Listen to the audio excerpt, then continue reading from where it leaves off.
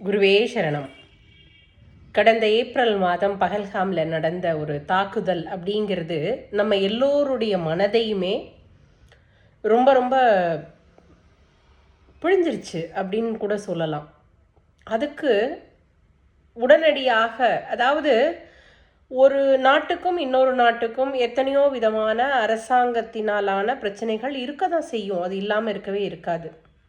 ஆனால் மனிதநேயம் அப்படிங்கிறது ஒரு இடத்துல செத்து போச்சு அப்படின்னா அதன் பிறகு மனித இனம் எங்கே எதை நோக்கி போய்கிட்டு இருக்குது அப்படிங்கிறது ஒரு பெரிய கேள்விக்குறி தான். அந்த வகையில் இன்னைக்கு நம்ம மண்ணுக்கும் நம்ம மக்களுக்கும் தேவை ஒரு கூட்டு பிரார்த்தனை. ஆஞ்சநேயரையும் பைரவரையும் காளியையும் அன்னை வாராகியையும் நம்ம எல்லோரும் சேர்ந்து, அம்மா எங்களுடைய நாடு, எங்களுடைய மண், எங்களுடைய மக்கள் சந்தோஷமாக இருக்கணும் அப்படின்னு நம்ம வேண்டும் பொழுது அதற்கான பலன் நிச்சயமாக கிடைக்கும்.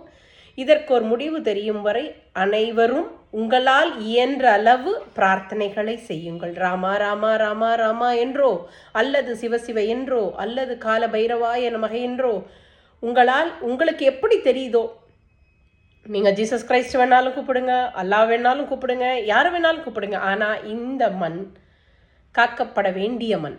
ஆகையால் அனைவரும் சேர்ந்து கூட்டு பிரார்த்தனை செய்வோம். அமைதியான வழிக்கு திரும்புவதற்கும் இயல்பு வாழ்க்கையை வாழ்வதற்கும் நம்மளுடைய இந்த பிரார்த்தனை நிச்சயமாக அருள் புரியும்.